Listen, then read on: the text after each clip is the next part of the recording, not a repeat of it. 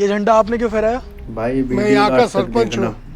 आप यहाँ के सरपंच हैं, लेकिन जहाँ तक मुझे पता है इस गांव के सरपंच तो महिला है। आपका नाम फुलवती है? मेरा नाम मोतीलाल है। अगर आपका नाम मोतीलाल है तो आपने झंडा क्यों फहराया? ये अधिकार किसने दिया आपको? तो पूछने वाला होता कौन है?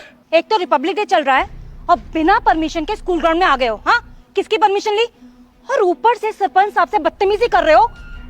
तुम्हें डर नहीं लगता? शर्म नहीं आती है? जेल भिजवाऊं तुम्हें? आपने मुझे यहाँ इसलिए बुलाया कि कोई भी एरा गेरा नत्थु गेरा आके मुझसे सवाल करे, सरपंच से? नहीं नहीं सरपंच साहब, मैं इस गंवार को अभी बाहर निकलवाती हूँ। Guard, guard. सर वो क्या है ना, ये गांव के अनपढ़ गंवार ऐसे ही स्कूल में घुस आते हैं, इसीलिए तो मैं कब से आपसे कह रही हूँ कि गेट का बिल पास करवा दीजिए। थोड़ी कमाई आपकी हो जाएगी और थोड़ी मेरी।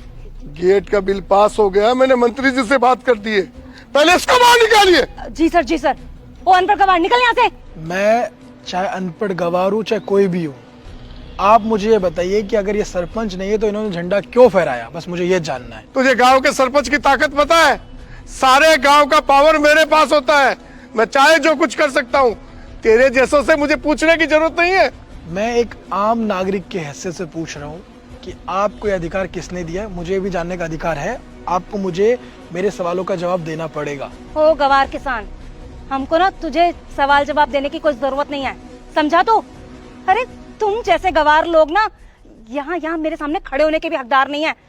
बस वो चल चल चल निकल यहाँ से। और वैसे भी किस अधिकार से सवाल पूछ रहा है तू? हाँ, किस अधिकार से? तेरा यहाँ कोई पढ़ता है? तू यहाँ पढ़ता है क्या? हाँ रामलाल, पता नहीं ये गार्ड कहाँ मर गया है। तुम इसे निकालो बाहर। हाँ मैम, मैं निकालता हूँ। चलिए जाइए, आप यहाँ से जाइए। आप सरकारी स्कूल के कार्यक्रम को बाधित कर रहे हैं, आप ऐसा नहीं कर सकते। मैं यहाँ से मेरे सवालों का जवाब लिए बिना नहीं जाऊंगा। आपको जो करना है कर लीजिए, मेरा हक है जानने का। अरे हाँ, होगा तुम्हारा हक, अधिकार। आना किसी दिन आराम से ऑफिस में, अपना आधार कार्ड लेके सब बता देंगे तुम्हें। अभी तुम्हें पता है गणतंत्र दिवस का प्रोग्राम चल रहा है और तुम यहाँ आके इसमें रुकावट डाल रहे हो। तुम्हें पता है सरपंच जी आए हुए हैं और बड़े बड़े अफसर आने वाले हैं और कलेक्टर साहब भी आने वाले हैं। और अगर तुम चाहते हो ना कि मैं पुलिस को ना बुलाऊं तो जाओ यहाँ से। जिससे बुलाना है बुला लो, मैं यहाँ से कहीं नहीं जाऊंगा जब तक सरपंच मुझे मेरे सवालों का जवाब नहीं दे देते।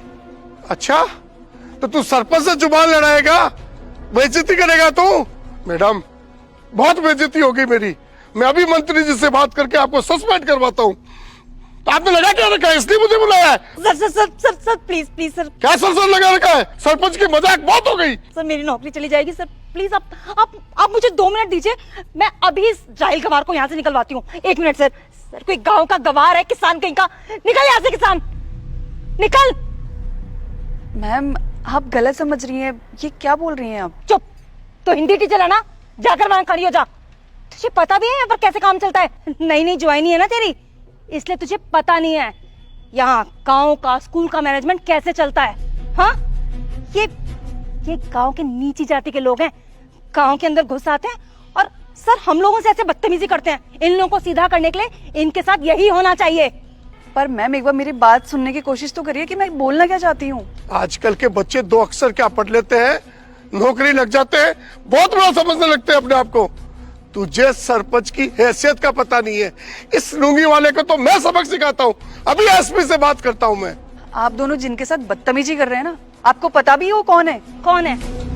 गाँव का किसान ही होगा, कोई IAS थोड़ी ना होगा। हाँ, कोई बड़ी तोप नहीं होगा और सरपंच से बड़ी तो कोई तोप हो ही नहीं सकता। ये मिस्टर आनंद मंडल है, IAS ऑफिसर। क्या?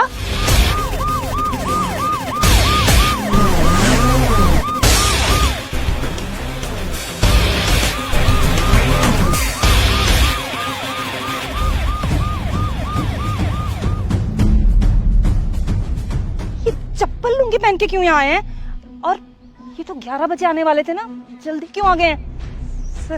सर 11 बजे ही आने वाले थे, लेकिन ये देखना चाहते थे कि यहाँ किस तरीके से काम किया जा रहा है। मेरे पास कॉल आया था और मैं इतनी देर से आप दोनों को यही बताने की कोशिश कर रही थी, लेकिन आप लोगों को तो मेरी बात सुननी नहीं थी।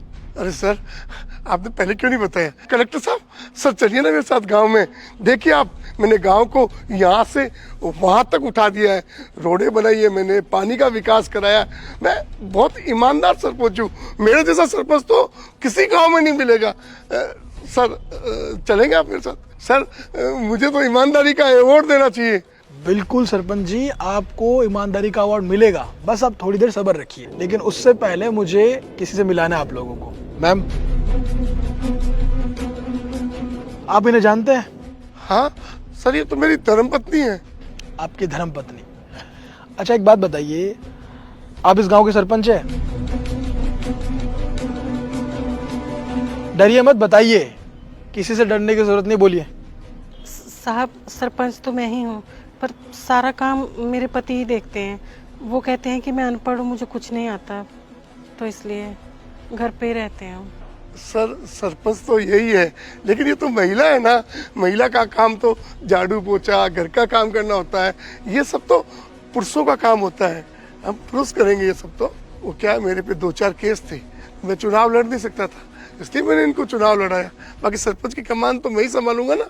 ये महिला कहाँ जाएगी और किससे मीटिंग करेगी, ये तो घूंघट भी अच्छी लगती है सर। अच्छा, तो ये महिला है इसलिए कुछ नहीं कर सकती, इनको घरों का काम करना चाहिए। ये अधिकार किसने दिया आपको ऐसा बोलने का? आपको पता भी आप कौन सी सदी में जी रहे हैं? अगर ये सरपंच है तो आप सरपंच क्यों बने हैं? आपको अधिकार किसने दिया? आप जैसे लोगों की वजह से महिला अपना अधिकार नहीं ले पाती है, वो कुछ कर नहीं पाती, हमेशा उन्हें घरों में रहना पड़ता है। इसी चीज़ को देखते हुए आपको सजा मिलेगी। और हाँ, आप पे 2 केस लगे हुए हैं ना, तीसरा भी लगने वाला है, अब जेल जाएंगे। नहीं सर, मुझे माफ कर दीजिए सर, मुझसे गलती हो गई, आगे से ध्यान रखूंगा। माफ? अच्छा ठीक है, मैं आपको माफ कर दूंगा, लेकिन उससे पहले आपको मेरे कुछ सवालों का जवाब देना पड़ेगा। सर क्यों नहीं, मैं यहाँ का सरपंच हूँ, पूछिए आपको क्या सवाल पूछना है। अच्छा बताइए, अभी आप झंडा फहरा रहे थे, तो राष्ट्रीय गान के बारे में बताइए, कुछ पता है आपको? चलो कुछ इजी सा पूछते हैं आपके लिए। सब छोड़िए, ये बताइए भारत में राज्य कितने हैं? नहीं पता। आप ये बताइए कि भारत की राजधानी क्या है?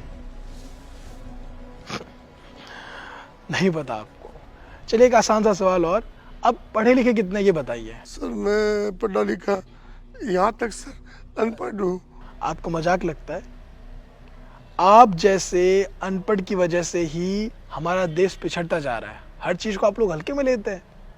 अब सरपंच है तो क्या आपने क्या कर लिया?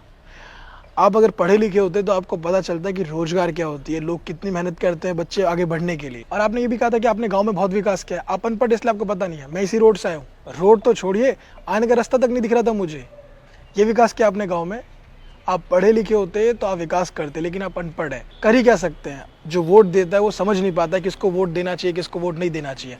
हर जगह भ्रष्टाचार बढ़ता जा रहा है। और मैडम, मैंने जो इनसे सवाल पूछा था, आपको उसके बारे में कुछ पता है?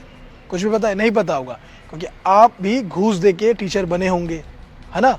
और ये मत सोचना कि आप लोग बच जाएंगे। नकली सरपंच बन के आपने जितने भी पैसे खाए लोगों के, उसकी सजा आप लोगों को मिलेगी। मेरे पास सारे सबूत है।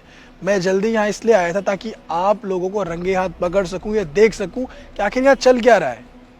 जब तक हम आवाज़ नहीं उठाएंगे तब तक आप लोग बदल नहीं सकते। और आप लोग बदलेंगे कैसे? जब तक आपको सजा नहीं मिल जाती।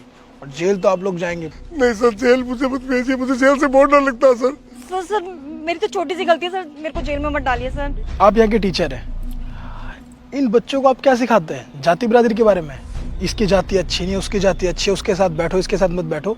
टीचर को ये शोभा देता है?